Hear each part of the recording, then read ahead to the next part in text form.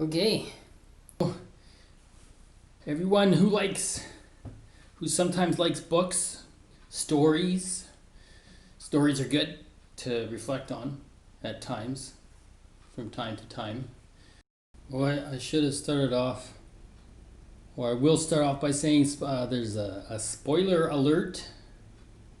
If you ever want to read The Idiot, I'm going to be reading certain parts of it and talking about ideas that are buried within it. And yes, spoiler alert. Although many people don't want to reflect on stories all that much, it seems like lately. I talked with a old friend recently about how he thought that wisdom is dying, maybe dead. So that's not good, right?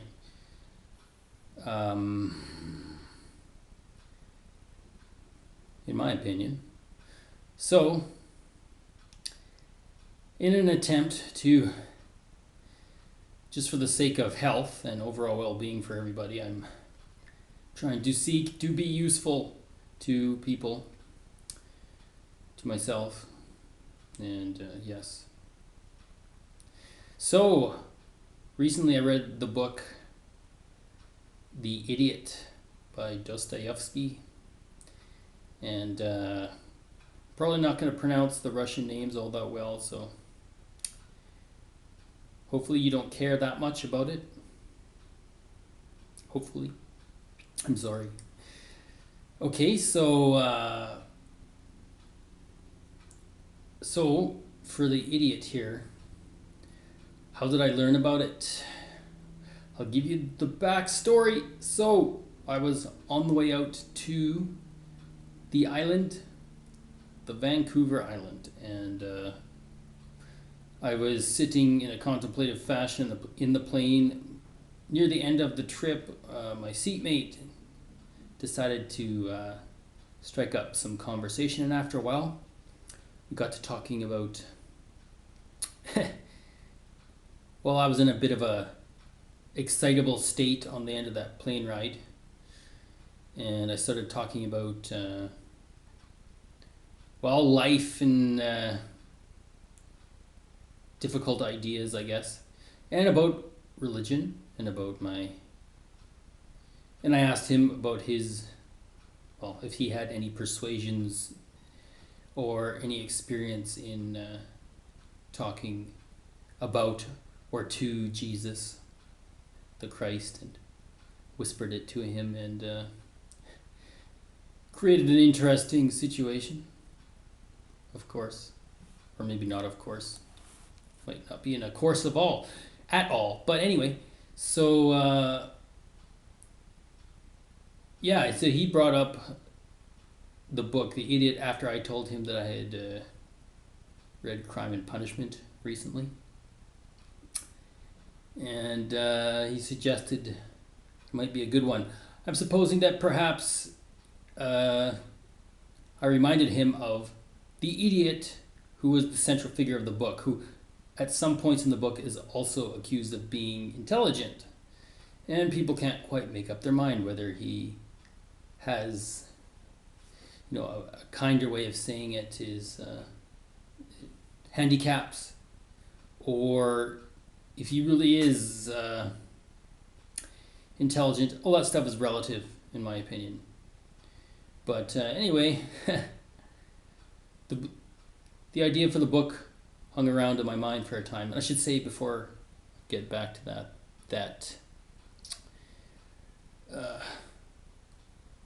back in the day when Dostoyevsky wrote this, people tended to be rougher around the edges and use more difficult, jagged words, more obvious words, it seems to me, whereas nowadays it's there's a lot of tiptoeing around, and people are trying to, some people are trying to make words mean whatever they want them to without any consultation to any historical meanings of them, and that's that's going to be problematic for understanding what's going on. But anyway, so I got the idea to read this book from this brother, this man on the plane, and so I ended up reading it.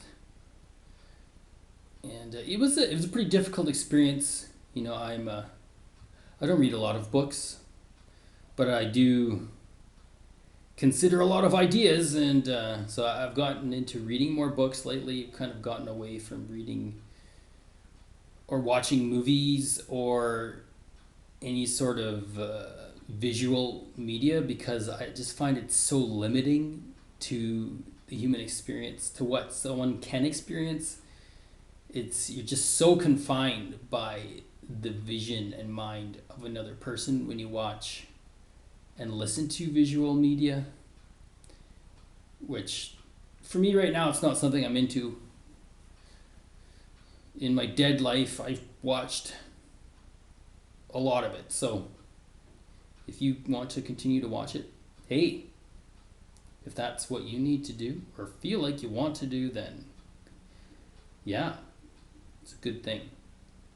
Can be a good thing. Can be a terrible thing, but you can learn from terrible things as well. And it can all be worked out for one's good eventually. Especially through if one can be led to a place where one can give away those terrible things to Jesus, the Christ, eventually. So that the idea of the prince in this book, Prince Muishkin, I tried to figure out how his name is supposed to be pronounced, but I couldn't find it, so I'll just call him the prince, I suppose. So as many people say that he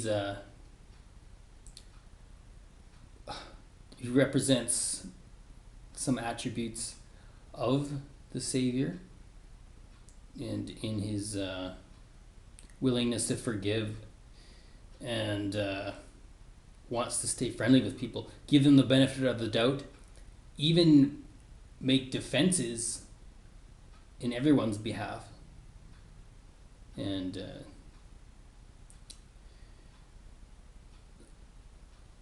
so it could be said that he's in some aspects he does represent the Savior well, but in other aspects, I mean, no mortal is as intelligent as he is. So of course, anyone's personality is going to display weaknesses if you scrutinize them for long enough. But do you need to? Maybe. Depends on what you're doing. So anyway, in this book, though, it's my first read of a Russian book, I believe. I watched War and Peace before, the Russian version, and it was many hours long, and it was supposedly more true to the book than other versions. But this is my first actual, or second, I guess, after Crime and Punishment experience in trying to read a book translated from Russian. And I kind of had a difficult time with the translation.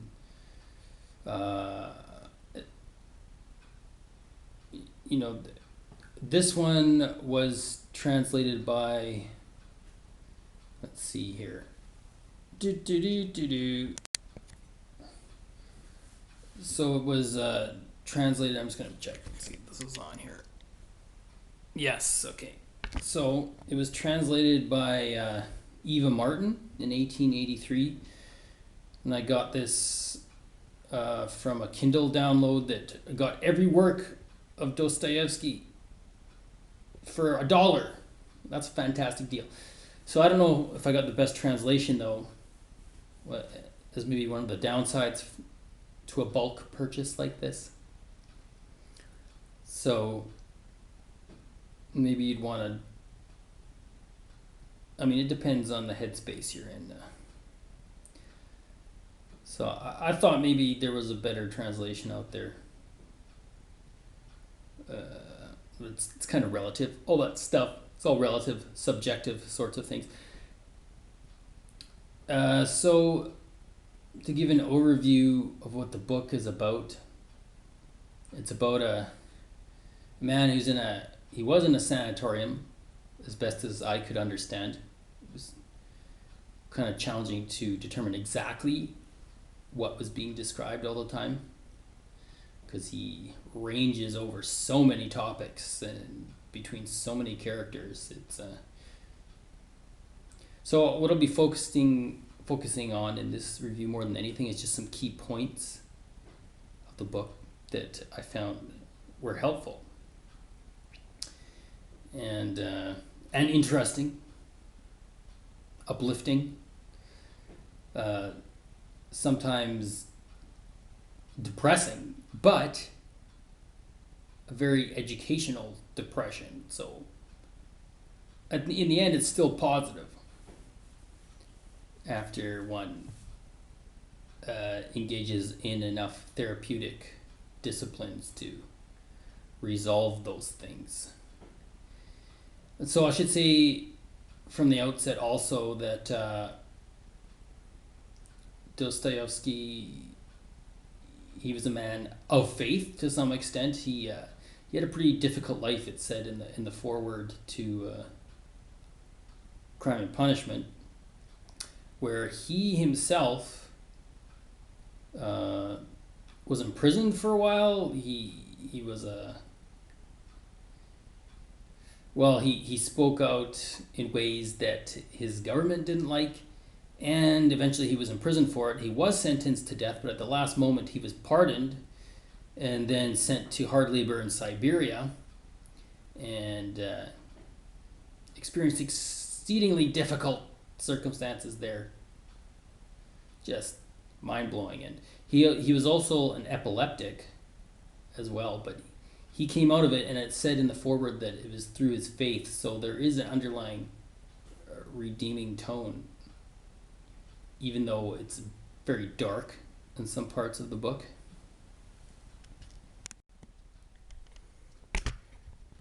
Yeah, some parts of the book. Okay, so just from the outset, this will not be a very organized or systematic review, which I favor. I don't really flow well when things are too mechanical and too perfectly put together. To me, it's just my thing. And so at the outset, if it sounds, if one thinks that maybe I should be able to explain the book well as an overview from the outset, please consider this, that the author himself writes near the end of the book. And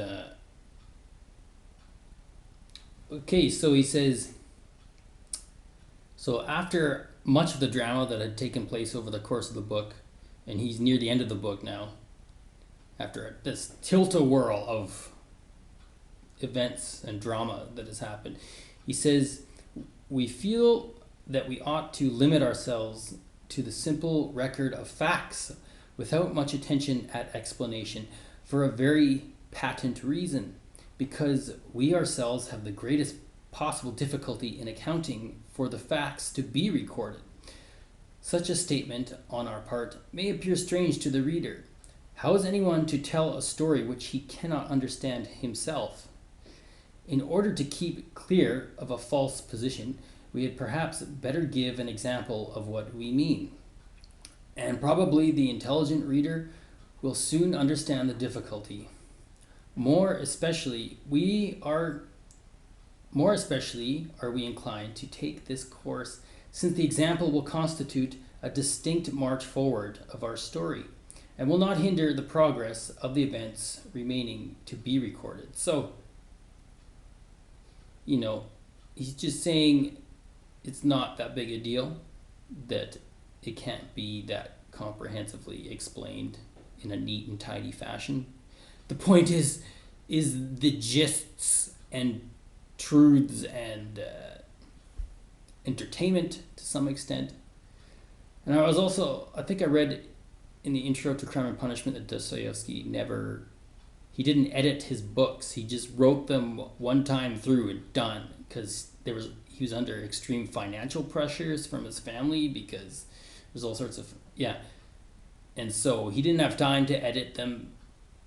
Maybe he had editors, but yeah. So another idea that is addressed in the book is, mental health issues back at this time. There's a more of a guttural description of that issue concerning, or he called them, or termed the issue with the word madness. There's a lot of people who are on the edge of madness, and supposedly he's one of the Russian authors that gets into greater depths of the human condition and unraveling of the mind, or the building up of the mind and heart and all aspects of reality. And so he's great to read if you want to explore some of that stuff and really have your psyche shaken and get a good emotional workout. And and a lot of the trouble, it seems like, that was encountered in this book was because the people that were being written about had way too much time on their hands, and they didn't have employment that they were regularly involved in. Like, I could be wrong, maybe he was just focusing on uncommon dramatic time frames in their life where they were in between jobs, but it talked about how many of the characters had fortunes and whatnot. And so in England, it was like a thing where if you had a fortune, that you were supposed to just idle around, and that was a mark of prestige or whatever back in that time. So I don't know if that was a similar thing in Russia. Probably it is, because it's a pretty universal difficulty that humans have, is when they get too much money, then they got a lot of time, and idle hands are the devil's playground, and then inevitably all sorts of terrible things start happening. And so it's one of those things, one of those extremely deep and difficult to understand things,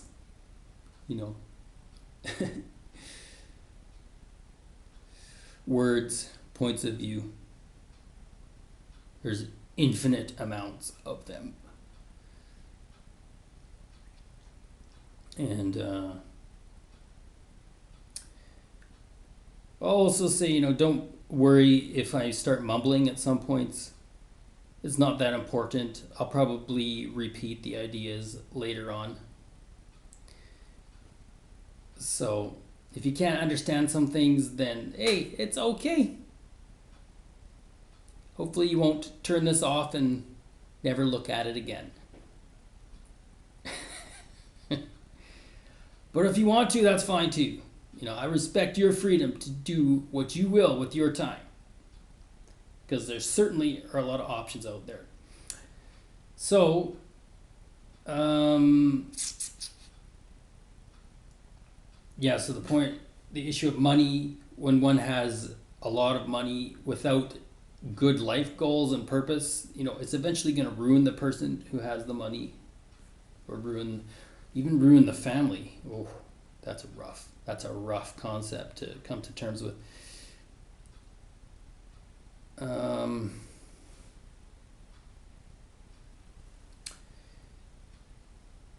then there's also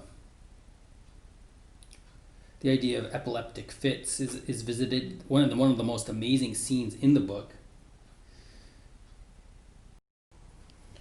Okay, so let us go and explore these epileptic fits. And so, at one point in the book here, the prince starts recalling what happens to him. And he says, he remembered that during his epileptic fits, or rather immediately preceding them, he had always experienced a moment or two when his whole heart and mind and body seemed to wake up to vigor and light, when he became filled with joy and hope, and all his anxieties seemed to be swept away forever. These moments were but presentiments, as it were, of the one final second, it was never more than a second, in which the fit came upon him.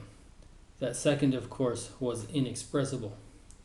When his attack was over, and the prince reflected on his symptoms, he used to say to himself, "These moments, short as they are, when I feel such extreme consciousness of myself, and consequently more of life than at other times, are due only to the disease, to the sudden rupture of normal conditions.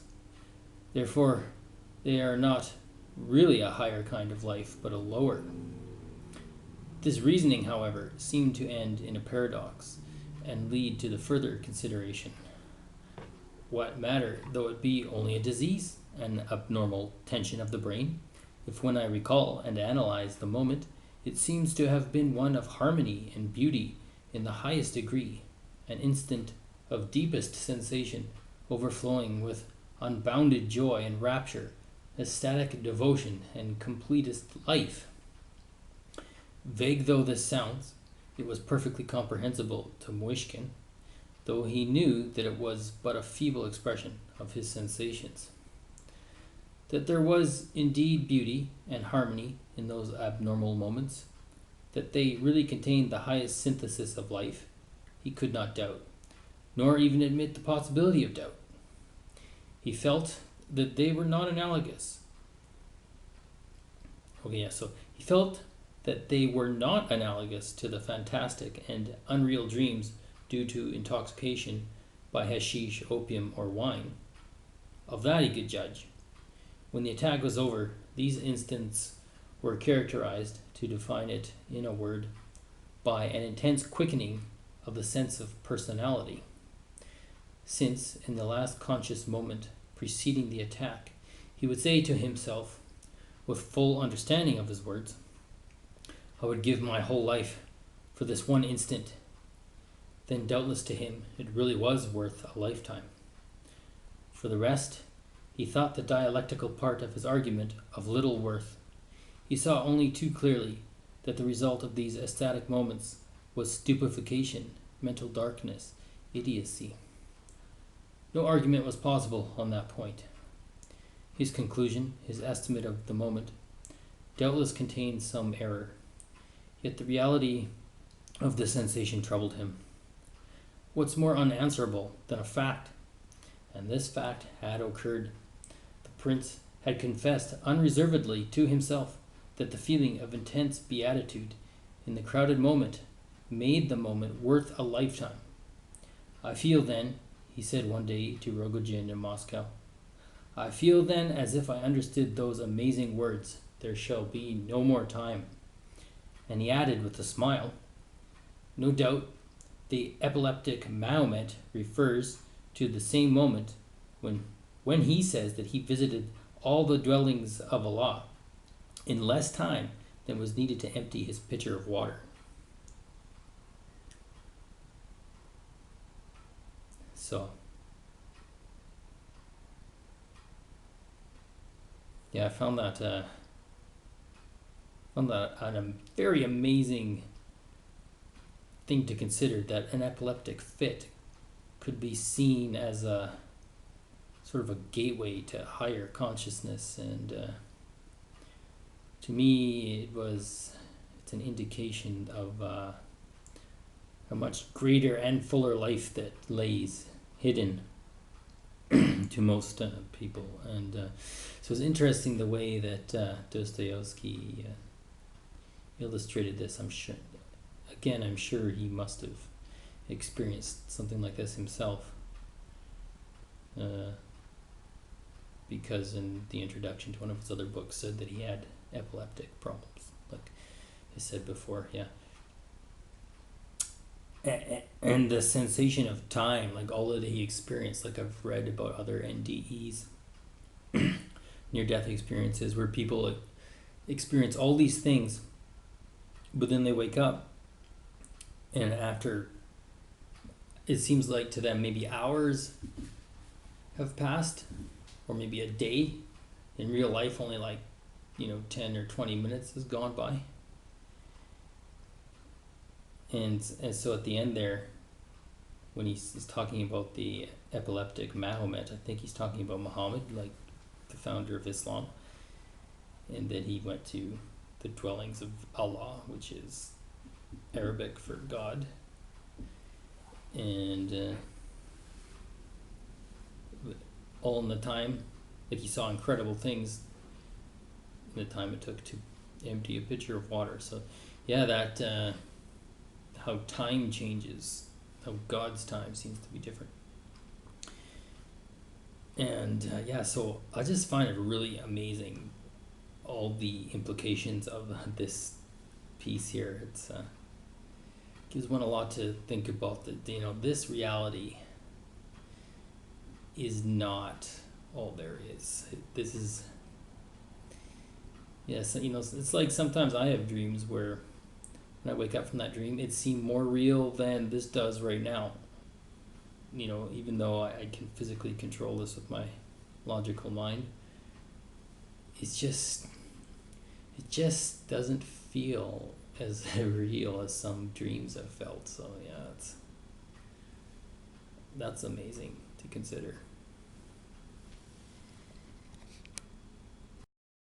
Okay, now the second reading I want to do in the book here.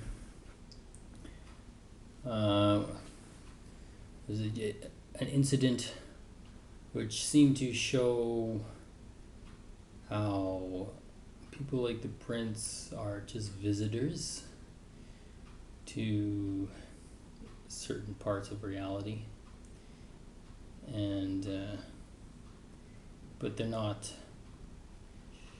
just because of their interests and tastes, they're just not the type of influence that people can take too much of, like a wet blanket. It's an acquired taste. But yeah, so this scene is where he's trying to impress the family of Aglaia, his fiance. I think she is his fiance. And so he has to behave himself at this party where they meet all the connections of the Apanchin family, I believe. It's Aglaia's family. And so this is what happens, and this is a very interesting piece here. So the prince is at the party. He's trying to behave himself like his fiance told him to,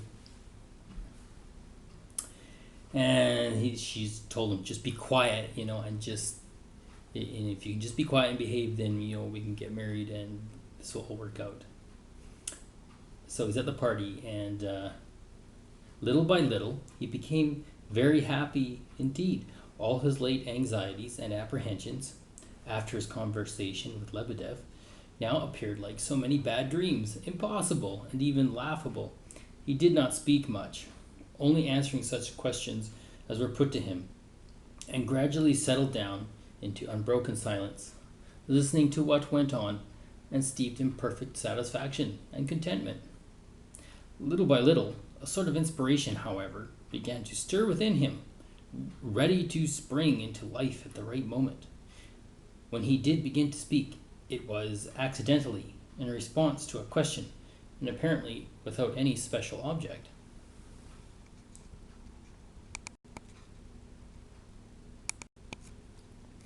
Okay, so at this point, so what caught his attention was, General Panshin saw that the prince was uh, sitting there looking pleasant, happy, so he thought he'd get him involved in some conversation, and so he wanted to introduce him to this other man that was at the party named Ivan. And Ivan apparently knew his cousin, one of the prince's cousins.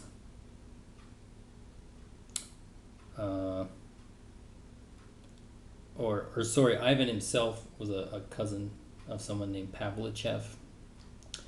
And Ivan saw the prince when he was a little boy, and Ivan saw the prince when he was a little boy had like some illness, so there's this old connection, and the prince gets really excited. And so he says to him, after the prince questions whether Ivan was really related to his, I think the prince's cousin Pavlichev, and Ivan says, "I assure you of it," laughed Ivan, gazing amusedly at the prince. "Oh, I didn't say it because I doubt the fact, said the prince. How could I doubt such a thing? I made the remark because Nikolai Androvich Pavlichev was such a splendid man. Don't you see? Such a high-souled man. He really was, I assure you." The prince did not exactly pant for breath, but he seemed almost to choke out of pure simplicity and goodness of heart, as Adelaida expressed it, or Adelaida expressed it, on talking the party over with her fiancé, the prince asked next morning. "But my goodness me," laughed Ivan Petrovich, "why can't I be cousin to even a splendid man?" "Oh dear," cried the prince, confused, trying to hurry his words out, and growing more and more eager every moment. "I've gone and said another stupid thing. I don't know what to say. I didn't mean that. He really was a splendid man, wasn't he?" The prince trembled all over. Why was he so agitated? Why had he flown into such transports of delight without any apparent reason? He had far outshot the measure of joy and emotion consistent with the occasion. Why this was, it would be difficult to say. He seemed to feel warmly and deeply grateful to someone for something or other, perhaps to Ivan Petrovich, but likely enough to all the guests, individually and collectively. He was much too happy. So it's an interesting thing to say, or to experience, being much too happy. Ivan Petrovich began to stare at him with some surprise. The dignitary, too, looked at him with considerable attention. Princess Bielokonsky glared at him angrily and compressed her lips. Yeah, some people don't like outbursts of emotions. And that's just the thing. That's a thing people get upset about sometimes. And then Prince N, Evagene, Prince S, and the girls all broke off their own conversations and listened. So, now he's starting to draw attention, which is a little bit of a warning sign. Aglaya seemed a little startled. As for Elizabetha Prokofievna, her heart sank within her. So this was odd of Elizabetha and her daughters. They had themselves decided that it would be better if the prince did not talk all that evening. So I think they talked to Aglaya about it. Yet seeing him sitting in silent and happy and alone, they had been on the point of wanting to get him involved in a conversation. So anyway, let me get back to Ivan Petrovich here, and he says about Pavlichev, that he was a splendid man is perfectly true. You are quite right. But seriously, this time, he was a fine and worthy fellow, worthy, one may say, of the highest respect. And it's agreeable to see, on your part, such. Wasn't it this same Pavlichev about whom there was some strange story in connection with some abbot?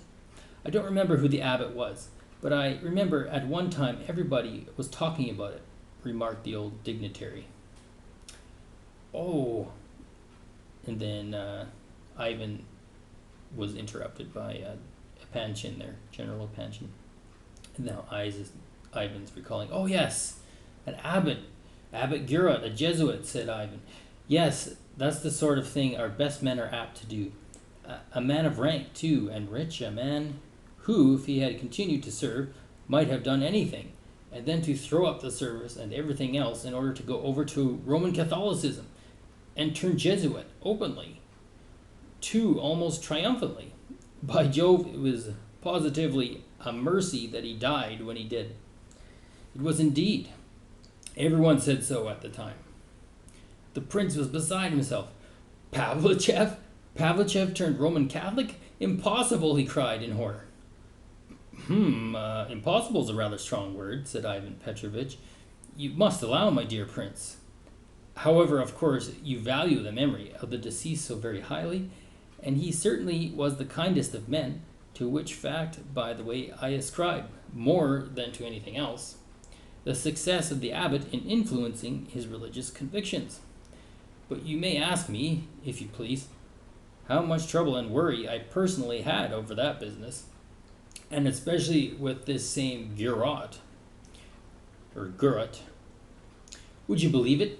He continued, addressing the dignitary.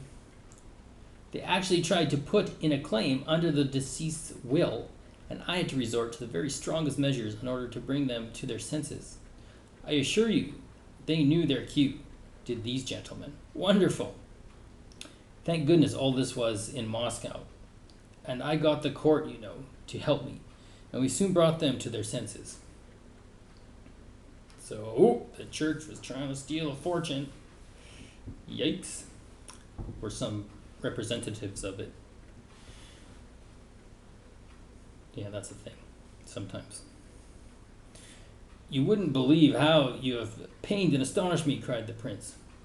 Oh, very sorry, but in point of fact, it was all nonsense. I would have ended in smoke as usual. I'm sure of that. Last year, he turned to the old man again. Countess K. joined some Roman convent abroad. Our people never seem to be able to offer any resistance so soon as they get into the hands of these intriguers, especially abroad.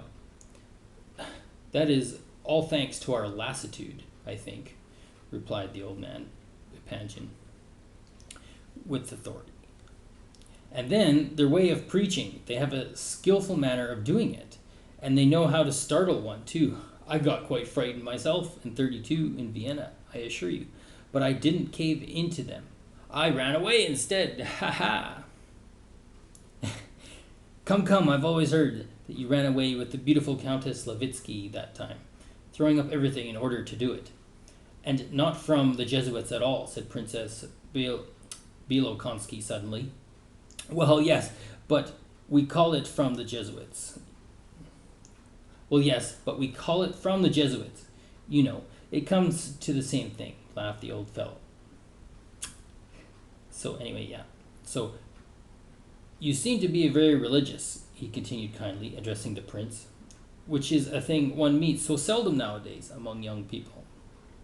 So this is, get to the religion part, I find this pretty interesting, usually, sometimes. The prince was listening open-mouthed and still in a condition of excited agitation. The old man was evidently interested in him and anxious to study him more closely. Pavlichev was a man of bright intellect and a good Christian, a sincere Christian, said the prince suddenly. How could he possibly embrace a faith which is unchristian? Roman Catholicism is, so to speak, simply the same thing as unchristianity, he added with flashing eyes, which seemed to take in everybody in the room. Come, that's a little too strong, isn't it? Murmured the old man, glancing at General Epanchin in surprise. How do you make out that the Roman Catholic religion is unchristian? What is it then? Asked Ivan Petrovich, turning to the prince. It's not a Christian religion in the first place, said the latter in extreme agitation, quite out of proportion to the necessity of the moment. And in the second place, Roman Catholicism is, in my opinion, worse than atheism itself. Yes, that is my opinion. Atheism only preaches a negation, but Romanism goes further. It preaches a disfiguration, distorted Christ. It preaches Antichrist, I assure you. I swear it. This is my own personal conviction. And it has long distressed me. The Roman Catholic believes that the Church on earth cannot stand without universal temporal power. He cries, non possumus. In my opinion, the Roman Catholic religion is not a faith at all, but simply a continuation of the Roman Empire, and everything is subordinated to this idea. Beginning with faith, the Pope has seized territories and an earthly throne, and has held them with the sword, and so the thing has gone on, only that to the sword they have added lying, intrigue, deceit, fanaticism, superstition, swindling. They have played fast and loose with the most sacred and sincere feelings of men. They have exchanged everything for money, for base earthly power. And is this not the teaching of Antichrist? How could the upshot of all this be other than atheism? Atheism is the child of Roman Catholicism. I was like, wow, that's quite the claim. That is a shocking, amazing thing to consider. Good gracious. And he goes on. It proceeded from these Romans themselves, though perhaps they would not believe it. It grew and fattened on hatred of its parents. It is the progeny of their lies and spiritual feebleness. Atheism. In our country, it is only among the upper classes that you find unbelievers, men who have lost the root or spirit of their faith. But abroad, whole masses of people are beginning to profess unbelief, at first because of the darkness and lies by which they were surrounded, but now out of fanaticism, out of loathing for the church and Christianity. Pause. So the prince paused to get breath. He had spoken with extraordinary rapidity and was very pale. All present interchanged glances, but at last the old dignitary burst out laughing frankly. Prince N took out his eyeglasses to have a good look at the speaker. The German poet came out of his corner and crept nearer to the table with a spiteful smile. So, and then Ivan goes on here. You exaggerate the matter very much, with rather a bored air. With rather a bored air, he said. You exaggerate the matter very much. There are in the foreign churches many representatives of their faith who are worthy of respect and esteem. Oh, but I did not speak of individual representatives. I was merely talking about the Roman Catholicism and its essence of Rome itself. A church can never entirely disappear. I never hinted at that. Agreed that all this may be true, but we need not discuss... Oh, this is Ivan again. Agreed that all this may be true, but we need not discuss a subject which belongs to the domain of theology. Oh no, not to theology alone, I assure you. Why, socialism is the progeny of Romanism and of the Romanistic spirit. It and its brother atheism proceed from despair in opposition to Catholicism. It seeks to replace in itself the moral power of religion in order to appease the spiritual thirst of parched humanity and save it, not by Christ, but by force. Don't dare to believe in God. Don't dare to possess any individuality, any property. Fraternité ou la mort. That's some French saying. I said that wrong, probably. Sorry. 2 million heads. By their works ye shall know them, we are told, and we must not suppose that all this is harmless and without danger to ourselves. Oh no, we must resist, and quickly we must let our Christ shine forth upon the Western nations, our Christ whom we have preserved intact, and whom they have never known, not as slaves, allowing ourselves to be caught by the hooks of the Jesuits, but carrying our Russian civilization to them. We must stand before them, not letting it be said among us that their preaching is skillful, as someone expressed it just now.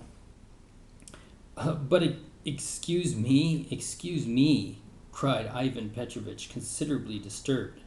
Or maybe I should say, but excuse me, cried Ivan Petrovich, considerably disturbed, and looking around uneasily. Your ideas are, of course, most praiseworthy and in the highest degree patriotic, but you exaggerate the matter terribly. It would be better if we dropped this subject. And the prince says, "Oh, no, sir, I do not exaggerate. I understate the matter, if anything, undoubtedly understate it, simply because I cannot express myself as I should like, but..." And Ivan cuts in, "Allow me." The prince was silent. He sat straight up in his chair and gazed fervently at Ivan Petrovitch. "It seems to me that you have been too painfully impressed by the news of what happened to your good benefactor," said the old dignitary, kindly and with the utmost calmness of demeanor. "You are excitable, perhaps as the result of your solitary life, and yet that solitude does make people more excitable when you get a little chance for some connection. If you don't have that much connection, the contrast is more exaggerated." And then he goes on, "If you would make up your mind to live more among your fellows in society, I am sure that the world would be glad to welcome you as a remarkable young man, and you would soon find yourself able to look at things more calmly. You would see that all these things are much simpler than you think, and besides, these rare cases come about, in my opinion, from ennui and from satiety." Yes, satiety. Exactly. That is a true thought," cried Prince. "From ennui, from our ennui, but not from satiety." Oh no, you are wrong there. Say from thirst if you like, the thirst of fever. And please do not suppose that this is so small a matter that we may have a laugh at it and dismiss it. We must be able to foresee our disasters and arm against them. We Russians no sooner arrive at the brink of the water and realize that we are really at the brink, that we are so delighted with the outlook that we plunge and swim to the farthest point we can see. Why is this? You say you are surprised at Pavlichev's action. You ascribe it to madness, to kindness of heart, and whatnot. But it is not so. Our Russian intensity not only astonishes ourselves, all Europe wonders at our conduct in such cases. For if one of us goes over to Roman Catholicism, he is sure to become a Jesuit at once, and a rabid one into the bargain. If one of us becomes an atheist, he must needs begin to insist on the prohibition of faith in God by force, that is, by the sword. Why is this? Why does he then exceed all bounds at once? Because he has found land at last, the fatherland that he sought in vain before, and because his soul is rejoiced to find it, he throws himself upon it and kisses it. Oh, it is not from vanity alone. It is not from feelings of vanity that Russians become atheists and Jesuits, but from spiritual thirst, from anguish of longing for higher things, for dry, firm land, for foothold on a fatherland which they never believed in because they never knew it. It is easier for a Russian to become an atheist than for any other nationality in the world.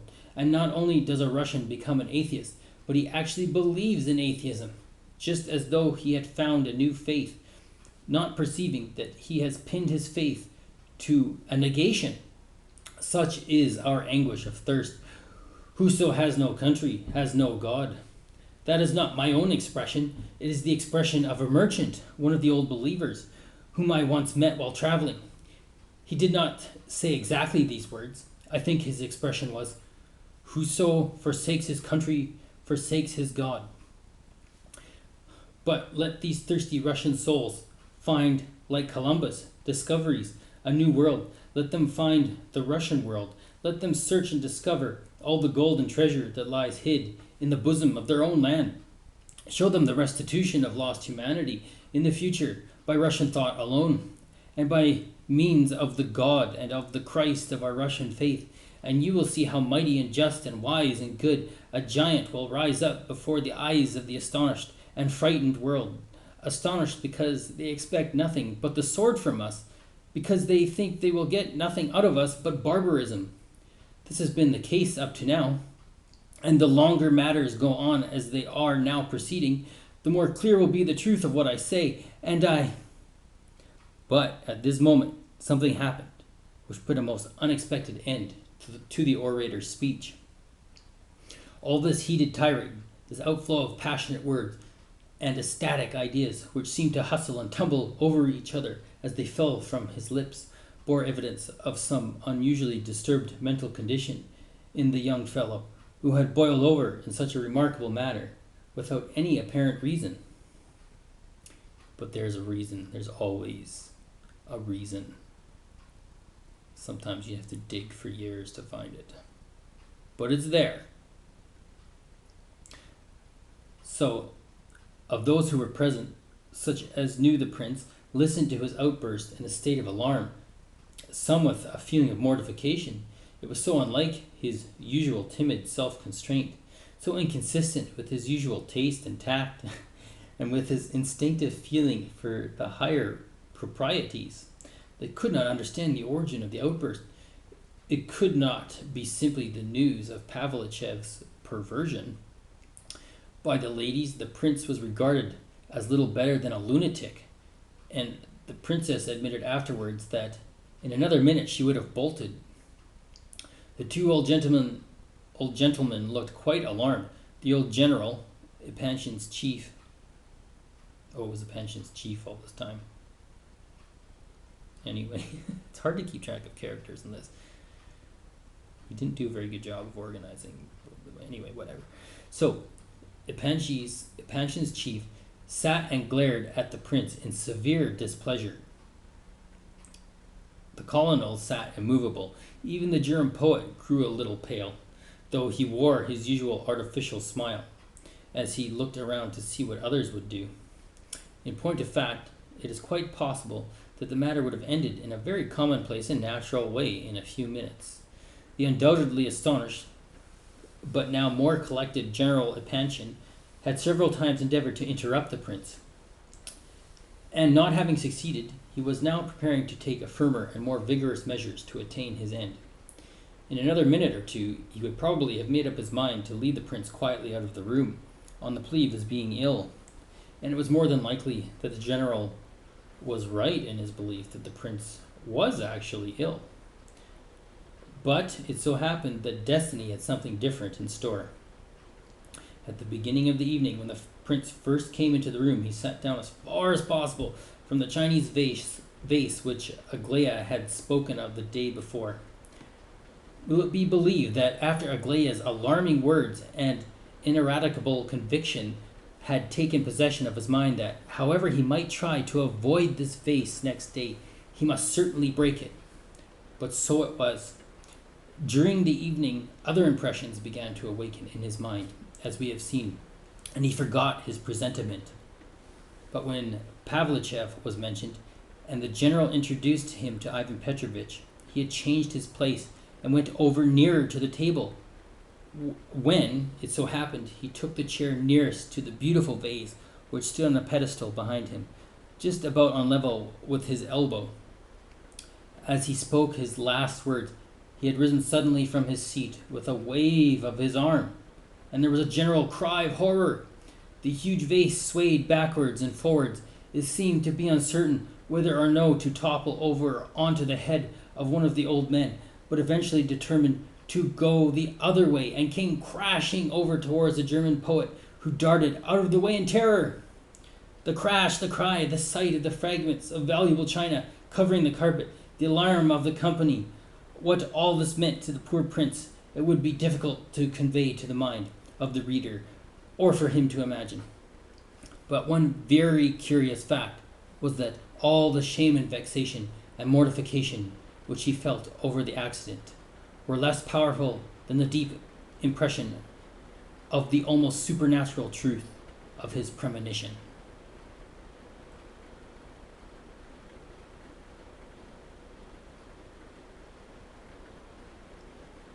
He stood still in alarm, in almost superstitious alarm, for a moment. Then all mists seemed to clear away from his eyes. He was conscious of nothing but light and joy and ecstasy. His breath came and went, but the moment passed. Thank God it was not that. He drew a long breath and looked around. For some minutes he did not seem to comprehend the excitement around him. That is, he comprehended it and saw everything, but he stood aside, as it were, like someone invisible in a fairy tale, as though he had nothing to do with what was going on, though it pleased him to take an interest in it. He saw them gather up the broken bits of china. He heard the loud talking of the guests, and observed how pale Aglaia looked, and how very strangely she was gazing at him. There was no hatred in her expression, and no anger whatever. It was full of alarm for him, and sympathy, and affection, while she looked around at the others with flashing, angry eyes. His heart was filled with a sweet pain as he gazed at her. At length he observed, to his amazement, that all had taken their seats again, and were laughing and talking as though nothing had happened. Another minute, and the laughter grew louder. They were laughing at him, at his dumb stupor, laughing kindly and merrily. Several of them spoke to him, and spoke so kindly and cordially, especially Elizabetha. She was saying the kindest possible things to him. Suddenly he became aware that General Epanchin was tapping him on the shoulder. Ivan Petrovitch was laughing too, but still more kind and sympathizing was the old dignitary. He took the prince by the hand and pressed it warmly. Then he patted it, and quietly urged him to recollect himself, speaking to him exactly as he would have spoken to a little frightened child, which pleased the prince wonderfully, and next seated him beside himself. The prince gazed into his face with pleasure, but still seemed to have no power to speak. His breath failed him. The old man's face pleased him greatly. "Do you really forgive me?" the prince said at last. And Elizabetha, too?" The laugh increased. Tears came into the prince's eyes. He could not believe in all this kindness. He was enchanted.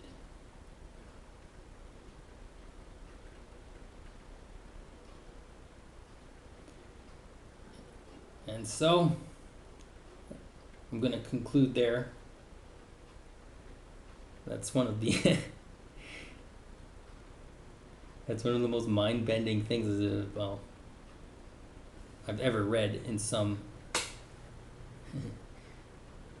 ways.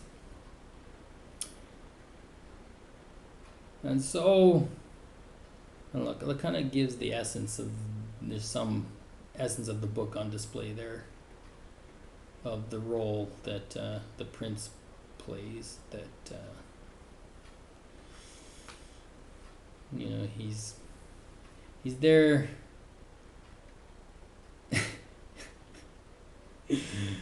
Oh, that's just so bizarre.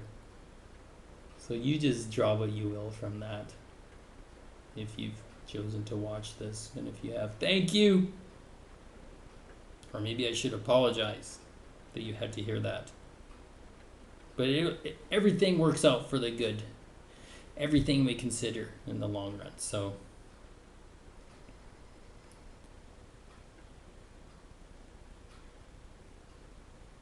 yes. Blessings.